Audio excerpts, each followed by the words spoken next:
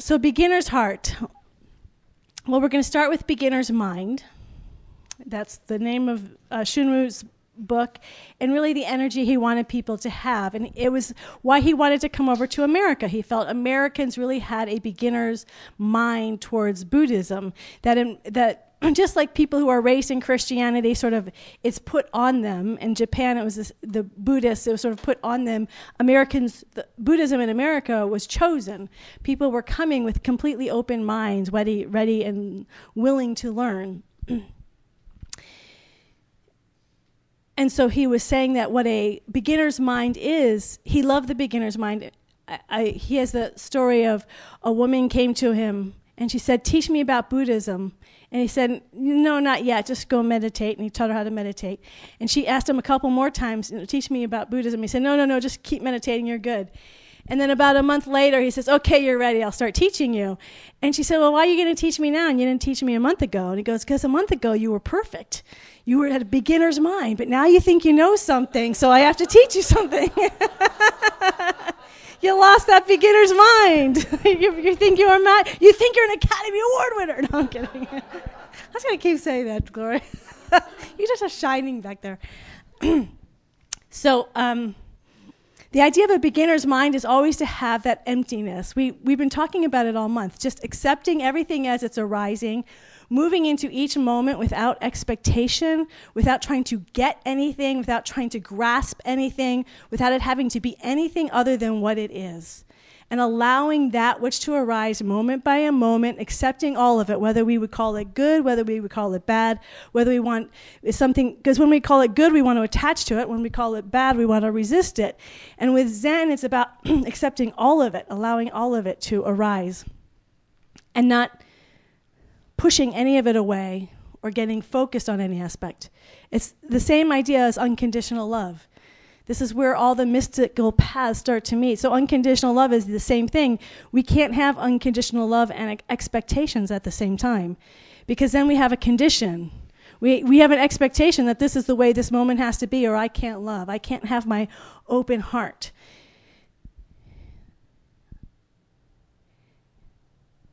The open mind allows for whatever to arise, and then we can be present to it. The same thing happens when we're listening.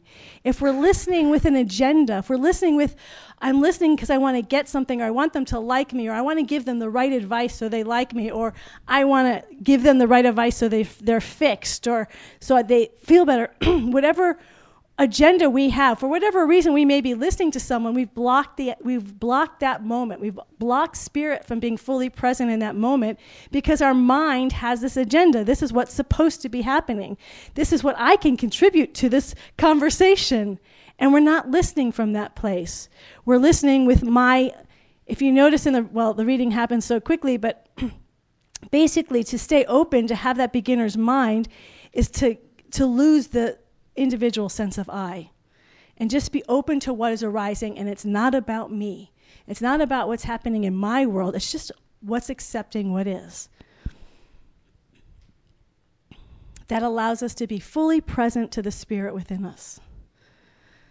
In fact, Carl Rogers, I don't know are you familiar with Carl Rogers, the humans? Some of you are. He was a counselor, and his view, what he really worked on was how to listen with no conditions with people. So his whole practice was basically what we now know as rephrasing. So he would say, "Well, this is what I hear you saying." And that's all he would do for an hour, was just make sure a person felt heard as they were going along. And after an hour, that person would feel so heard, so listened to, and then they would start to get the answers from within them by talking, that they would leave uplifted. They would leave being in session with him feeling uplifted. He didn't have to do anything but just repeat back to them in their words. "Am I hearing you? Is this what you're saying?" And we sort of make fun of that now, because it's sort of a surface thing, but we don't realize if you have two people and one person's just really being present with the other person, how powerful just that one simple thing is. But I never like things simple. So this is not, I put it I made a note of it in the email because it is a challenge for me. is there a time, because, Shunryu Suzuki likes paradox, is there a time, what do we do when we actually do think we know something? I've told the story before, many of you have heard it, is the student who goes to the Zen master to learn something, and as soon as he gets into the Zen master's hut, he starts talking, and the Zen master's pouring him tea, and he keeps pouring it, and it starts pouring over the teacup. He goes, stop. And he said, that's like your mind. You're overflowing. There's no space to teach you anything. Zen really loves the emptiness of mind. But looking at it on the other side, the Zen teacher did have something to teach. The Zen teacher was empty, but it also, he, in this case it's a he, but they're not always he's, not anymore. She, does have some wisdom. And this is important to me because I remember reading the Tao of Pooh. Benjamin Hoff, I think, wrote that, and how simple and sweet Pooh is, how he's the natural reflection of what the Tao is. Life just is. He's simple. Oh, it just is. He doesn't worry like Piglet. He doesn't keep busy like Rabbit. He's not always concerned and worried about things like Eeyore. I mean, it's a great book if you haven't read it. It's really fun. He just I'm going to go get honey because I'm hungry. It's just very simple. And I remember reading that, followed by, right when I read that was when the movie Forrest Gump came out. And boy, did that put me in a bad mood.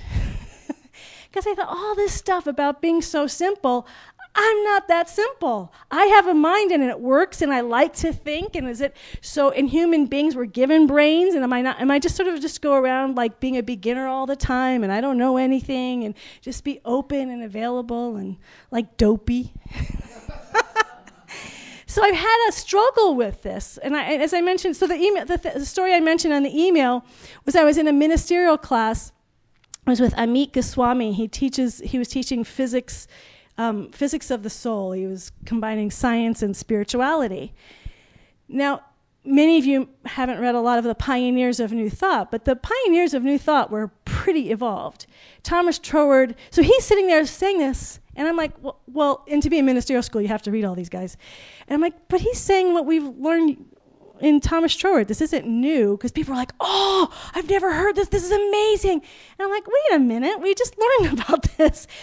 And I told you, my friend said, well, they just have beginner's mind. And I'm like, well, that's just stupid. Why do you pretend you don't know things when you know things? See, I'm not a good student at all. So how do we, and then you take it to the heart. Sometimes our heart knows things. So a beginner's heart, so transferring all the beginner's mind to the beginner's heart, we're open, we have no expectations, we're open to the moment, we're soft, we're flexible, we're allowing, we're sweet, we're innocent like children, because really that's what the beginner is. Children are the most perfect example of beginners that we can think of. It doesn't even occur to them that they're experts. They're just like, oh, what about that? What about this? They're just so full of wonder and awe, and they'll ask anyone for information, the whole why stage that they go through. Just, it's so sweet, and they have that open face, and it's so innocent. And so we have that in us. That little innocent child is still within us, that openness and that wonder, and we feel it. So when we hear a reading like that about being the beginner and just open and available, it sounds so beautiful. But there's a reason why we grow up. But what happens when we grow up is we build all these layers. So I personally don't think our job, so Jesus said, we have to be like children, but remember, it was childlike, not childish. So we don't want to then regress. So this is where the spiritual maturity starts to evolve. How do we have both complexity? How do we use what we've learned over the years and be innocent? And it's pretty much impossible. So I'm kidding. It's not easy, though. Because, and here's why, and I think the place to start is to recognize that it's not easy. Because when I read sometimes with Zen Mind, Beginner Mind, it seems easy, but we have to remember all the monastics left this world. I'm reading, right now I'm reading the Desert Fathers. And they over and over say, stay away from the world, because the moment you go back in the world, you're going to get drawn right back in. The way they got to these higher places was sort of removed from the world. Shunryu wasn't a monastic, but he was leading a very isolated life just within his Zen temple, his Zen community. He wasn't living out in the world. They led very, very protected lives from the world. So in essence, it is easier to be like a child when you have this very protective environment. But most of us don't live in that protected environment. Most of us do live in a world that's difficult. And then it gets mirrored in our human self. Jesus said, it says it in Matthew, keep the eye single and the whole body will be full of light. For those of you who are learning our creative process there, the blue, the causal level, that's the ideational level. It's easy to be transcendent and focused on one when you're way up here, because you're kind of above it all. So if we read a lot of the New Thought writers, they are talking a lot about mentally knowing the truth, mentally knowing the oneness, mentally being free. So to have a beginner's mind, we do work through our stuff, but it's almost easier to be pure in our mind. Paramahansa Yogananda says, actually where it really starts to get difficult is when spirit begins to descend into form, and that begins with the heart. The heart, as he was saying, is where duality really we really start to feel duality. In our creative, in the macrocosm, we start to feel it in the Shakti energy, the Holy Spirit that surrounds us, the energy, the prana, the chi. That energy can be used for good or freedom, for joy, for love. So duality starts happening at the energetic level. That's why there's imagery of both heaven and hell, because that's energy. At the mental level, there's no separation. There's only oneness. But as soon as we start moving into the heart space, and you may have experienced that, where you totally know something, you totally get it in your head, but the moment you're in your heart, it's like, okay, it's not so clear anymore. It gets really messy and ugly, and it's not as clear, and it's not as easy to work through. That's because we're beginning to come down into form, and then our body is the form. That's earth, or our body. And these are the places where it's the most hard to work through this high energy of being open and available and pure like innocent children, and yet we go into the dualistic world. This is a scary world. There's a lot of stuff happening. We protect our heart. We start creating walls around our heart to protect ourselves from people who are not safe. We protect our bodies. We protect our world, homeland security. Anytime we feel like there's an invasion possible, we put up those walls. Because humanly, on this human plane, we've learned that there are things that are dualistic and don't want our good. At the highest level, there's only good. So it starts to get complex, right? Sorry, but I was like, do I go down this road? But it's hard, it's hard for me to make simple answers. So how do we stay pure? I think everyone has their own answer. So I can only answer what's authentic to me. So for Shunryu Suzuki, the way he would say it is just allow whatever's arising in that moment. So even if it's bad, even if it's painful, even if it hurts, we keep our heart open. The very first week of this series, we talked about always starting with our body, because God can never be in the future. It's not in the past. God's right here in this moment. The only way to have direct contact with God is right now in my body. I can't have direct contact with God yesterday. I can't have direct contact with God tomorrow.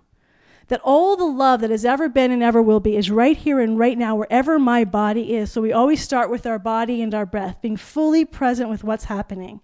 And we breathe in, we feel, not just see the truth, not just see that there's only one life, one power, one presence, but actually start to feel it even in the midst of the painful experiences, even when we are feeling attacked. The hardest thing to do, that's what I just want to say, it can be done, but it's hard. The hardest thing to do is keep our hearts open.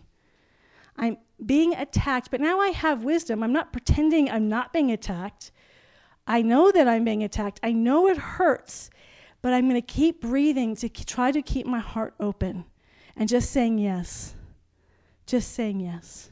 That doesn't mean I deny the wisdom of my heart. So if I'm saying yes and I have an option to move over here, then I can do that. I can follow that wisdom. I've mentioned earlier, but I think it's an important point. Shunryu Suzuki, when he was in Japan, let someone into their little world that was unsafe. He was a World War II Japanese veteran, and his wife intuitively said, "This guy is not right." But because he wanted to be unconditionally loving, because he only wanted to see the good, to transcend, be in that transcendent state, he said, "No, let him stay." And then this war veteran, while he was gone, ended up killing his wife. She had that intuitive sense, and my bet is he did too. But he was staying open and unconditional. For me, that's a lesson that we stay open, but we also stay wise. We still listen to the wisdom of our heart. We can keep our heart open and say no. We can keep our heart open and say, that's not okay. We can keep our heart wide open and put boundaries up and say, you cannot do this to me anymore. Sometimes this teaching, we get so focused on the unconditional love that we forget that there's a place to put healthy boundaries. We are still living in a human world that is extremely difficult. And so it's keeping the heart open at the same time stopping. I remember when I worked in a psychiatric hospital, there was one particular guy who was just acting out of control, and we had a policy of taking them down until they were safe so they wouldn't hurt themselves or other people.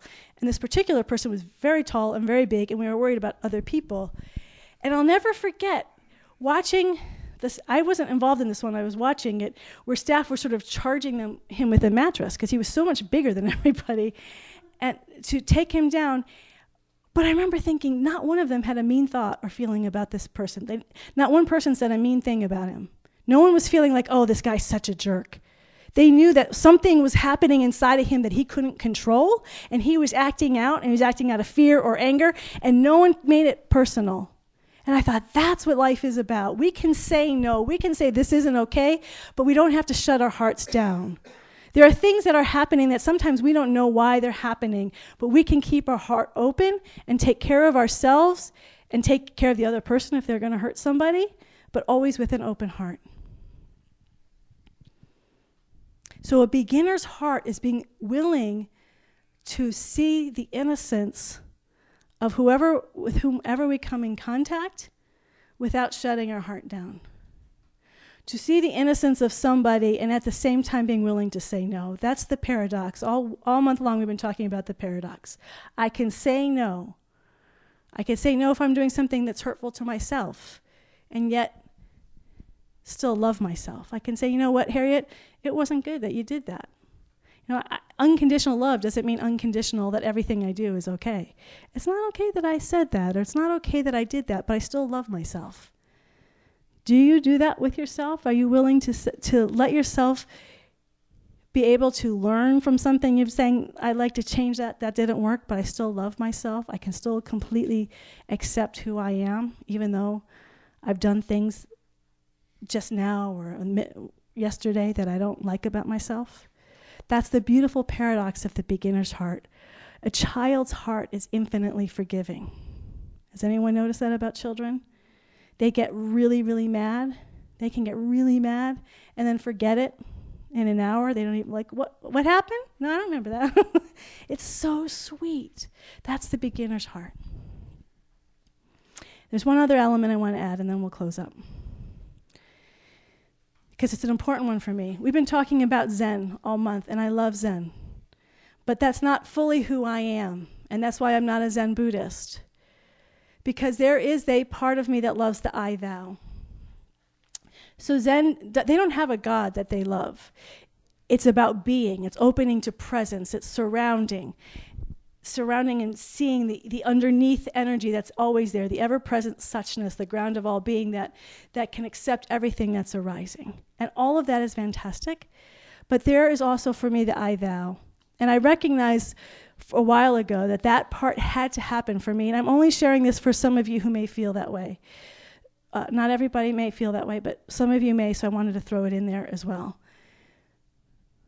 I had for years one mantra, which was Christ is, I am. It was great, breathing in, Christ is, I am. We spent a lot of time in New Thought talking about I am statements.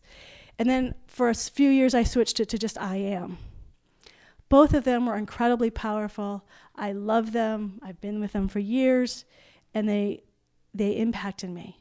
But what I really started to notice is I still always had this little bit of loneliness, this sense of I'm still in this by myself, the I am. It's just me. I wanted someone else there. And so I've talked about the Athonite monks. These are Greek Orthodox monks, and it's the same idea of a prayer mantra where you say a word or a phrase over and over, and theirs is, Lord Jesus Christ, Son of God, have mercy on me. And they say it over and over and over and over. I liked it because it was an I thou. So for the last year and a half, I've been playing with different ones just to see what resonates with my heart. And this past week, I had the most amazing experience. Just listening, I've been working with one for the last several months, and I thought, it's not quite right. And I made this change. And it had such a powerful effect on me. I was suddenly right back where I was as a child. And it was like a prayer mantra that contained my whole spiritual journey. All these images started flowing that I had forgotten about from when I was at church. For my whole journey, it was like suddenly everything was connected with this prayer mantra of the I thou prayer mantra that I was saying. And I thought, I've just hit home to my heart. I've hit home to my child heart that we all have, that's within us, that I'm taking into every moment. Because the other thing about children, as much as they love every moment, they're open. Their hearts are open. Oh, there's an animal. I want to pet it. I want to touch it. I want to squish it. Look at the leaf, the bug, whatever. They're totally open. But they're also adoring. Have you ever met a child who doesn't adore someone who's older than him? Little sisters or brothers who adore their older sibling, and if in Julian's case, adore their parents, or the parental figure. Well, I guess all kids adore their parental figures, but we all know if another older boy comes along, they're like, "Woo, my hero!" But they adore. Children adore. So if we're going to look at our own beginner's heart, our own heart of innocence, the question I also ask is, what do you adore? What do you adore? Because how do we have, for me personally, how do I have a beginner's heart? How do I enter every moment with a soft heart without the adoration? The adoration is what, for me, brings that intimately, makes it more personal. That does include my small self. Sometimes the I am feels like it's I am, but it doesn't include the small self. The adoration suddenly includes the small self. Zen has a little bit of this. They'll say not one, but not two. They recognize that there's something else going on than just oneness, but it's not two-ness, it's not separation, but it's not one. And that's really what we're talking about in the I-thou relationship. We're not talking separation here. So this transcendent includes us, but it's more than us, more than who we are. And what happens if we just allowed ourselves to enter every moment in that adoration? Adoration, so that when I open my eyes and I see the people that surround me, I just feel so much love, and gratitude, because I feel the adoration of the beloved in all of your faces. Suddenly, for me, that's where I really begin to feel that youthful and that innocent heart. It's just to love without condition. And then when I'm in that place, because this presence is more powerful than me, I trust it.